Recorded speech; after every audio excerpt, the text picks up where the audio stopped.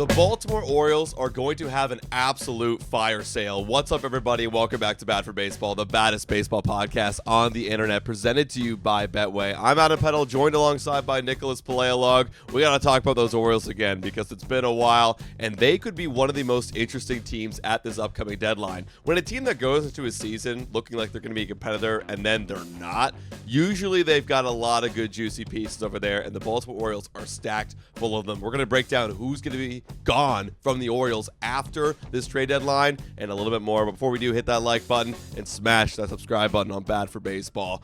Yeah, lots of good pieces over there in the Orioles. They're not going to be selling the Gunnar Hendersons and the Adley Rutschmans, but they're going to be selling the outside pieces. We don't think they're going to be selling them. I didn't think Boston was going to be selling Rafael Devers. You never know about this unless stuff. Adley Rutschman's like, I'm not going to be a catcher anymore. Well, you know? well, in that case, if he's not going to be a catcher anymore, he's not going to have any value. But either way, that's a moot point. Jeff Passan recently released an article going through the 50 most likely individuals to get traded this trade deadline, and it was really interesting because he listed off the potential suitors, and then he also gave a percentage chance for getting traded. So, for instance, the top guy right there, Alex Bregman, very unlikely to get traded, but should he get traded, would immediately be like the most coveted dude out there, right? And in this list, it's very clear that Jeff Passan truly, wholeheartedly believes the Baltimore Orioles will be one of, if not the biggest seller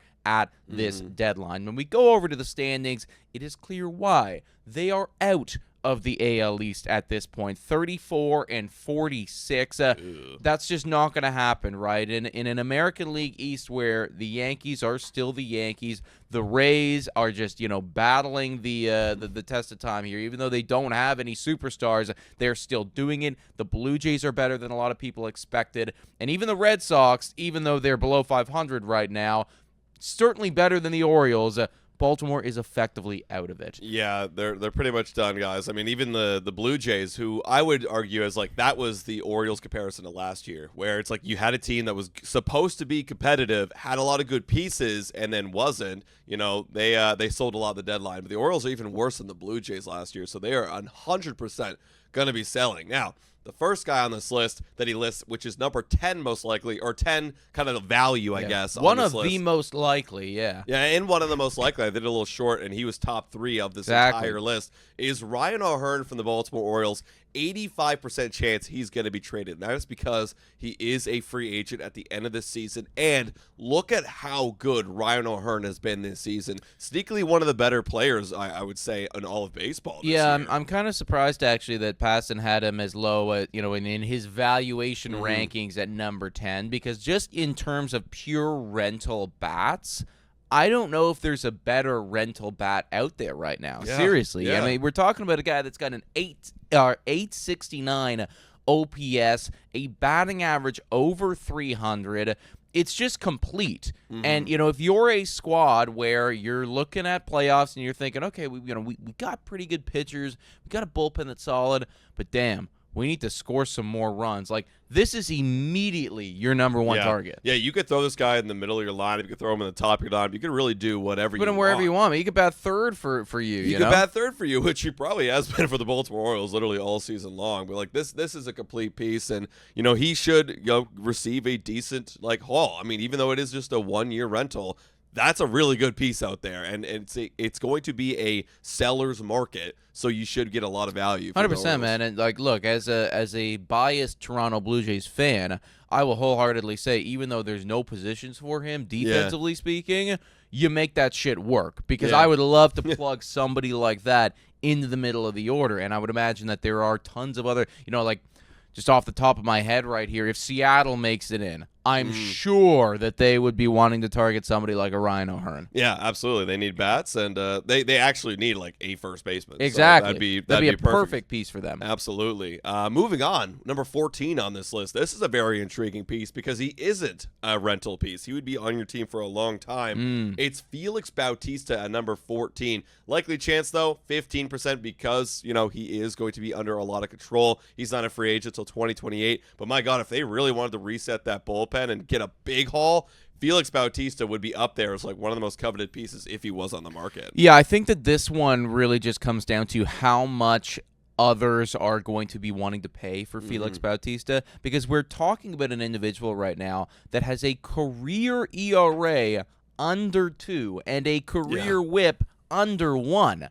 And that's over 154 innings, right? So this isn't like, that's a decent sample size for a bullpen piece. He's got 16 saves on the season so far, a 2.6 ERA, so, oh no, worse than his career, but still a phenomenal season from the dude. Only 30 years old, which is still totally fine for a bullpen piece.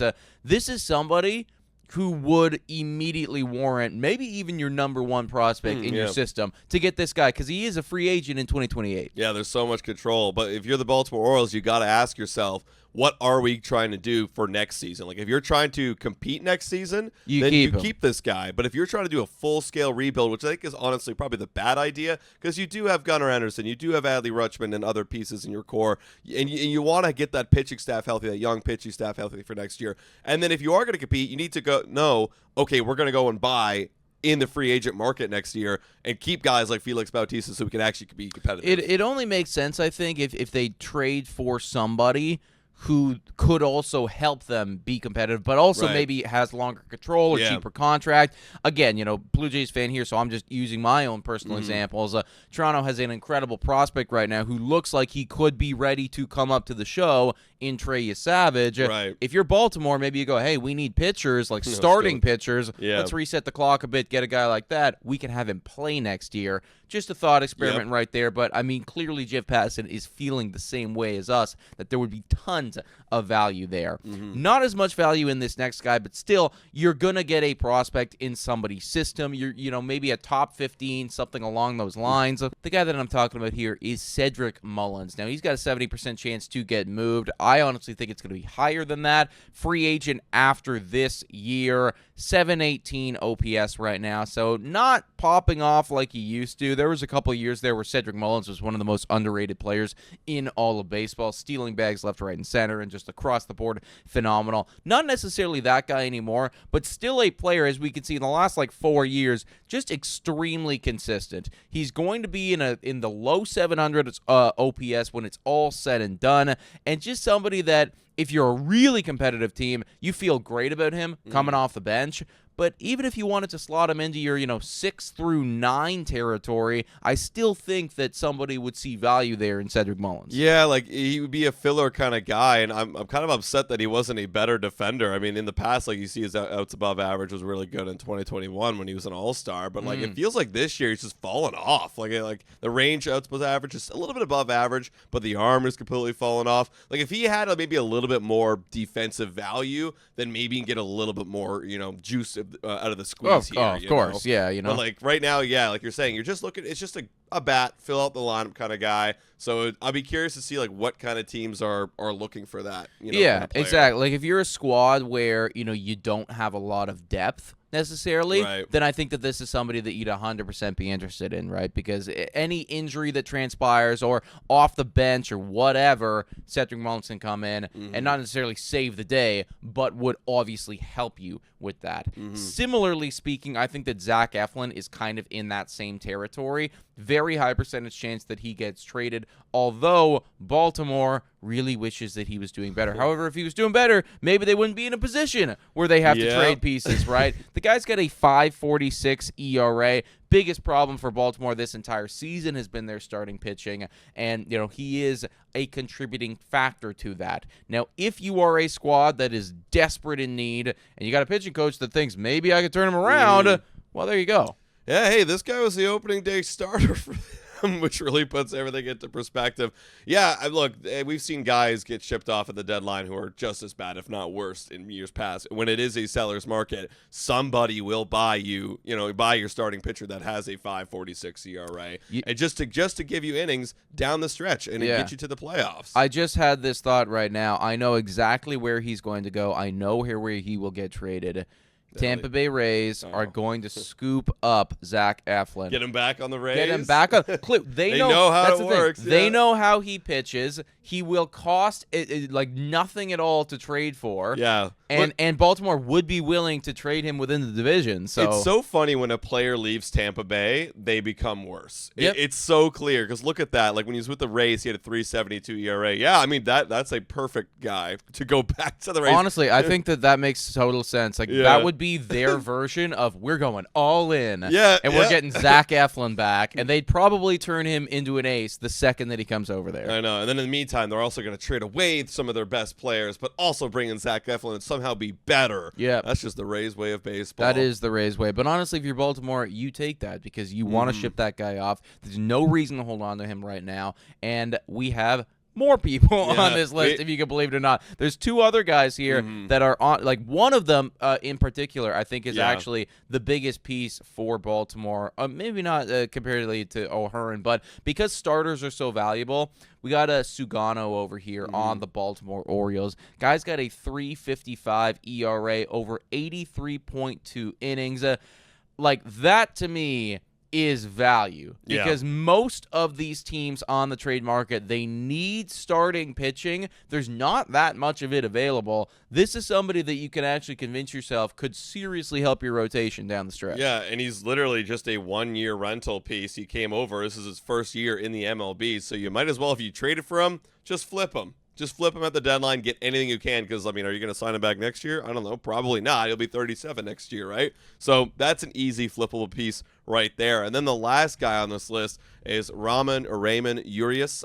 He, again, like he's just a glove. He's a guy you can put at third base, second base, or shortstop, just kind of that utility depth piece, kind of like the Cedric Mullins of the infield, except the bat maybe just a little bit worse. I mean, I guess to his credit, OPS plus at 101, so he's an average bat, right? So an average bat who can play around the diamond. So, you know, if anybody needs that kind of guy, boom, there's your dude right there. Yeah, looking at this, everything that we've broken down here, man, I mean, if you're a Baltimore Orioles fan, I know that this season has not gone according to plan by any stretch of the imagination, but I think that you need to be a little excited right now because there is a real possibility that you could end up winning the trade deadline in terms of just the amount of stuff that you get back. You have a lot of appealing pieces that a lot of teams are going to want that actually doesn't hurt your future. The only one where you could argue it's like, oh, but maybe we want to hold on to this guy's Felix Bautista, but every single other person there, and there's value, you don't need anymore. So you can get a top prospect. You can get somebody for next year. I really do think, like you said, it boils down to what is their game plan for next year and then maybe the following year after that? Are we going all in again next season? Because if so, give me some MLB-ready guys. If we're not, then, yeah, maybe it's fire sale for the prospects. Yeah, absolutely. All right, guys. Well, if you want to go bet on the Orioles, if you are an Orioles fan, maybe you want to take their, all their losses and their money line losses, go check out Betway. Hit your picks and knock it out of the park with Betway. Scan the QR code on the screen or click the link in the details section to join the action. They're actually facing the Tampa Bay Rays tonight.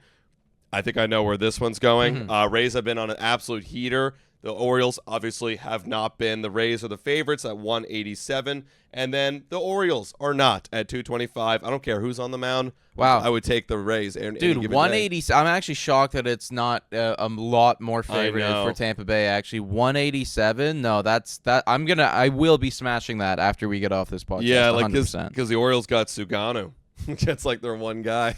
Well, are we going to increase the trade value? Listen, if Sugano puts up against the Rays and you're a playoff squad, I mean, that's how you beat the Rays. Exactly, right? That's who you're going to be up against. So if he can put up against them, then, that would help out Baltimore a lot. That being said, though, I still think Baltimore will lose. But, folks, let us know your thoughts about all this in the comments down below. Who do you want to see get traded off the Baltimore Orioles? Or, alternatively, if you're not a fan of Baltimore at all, who do you want to trade for from Baltimore? For me, personally, give me O'Hearn, and honestly, I would take Sugano. I would take Sugano, guys. Hit that like button, subscribe to Bad for Baseball, and we'll catch you next time. Cheers.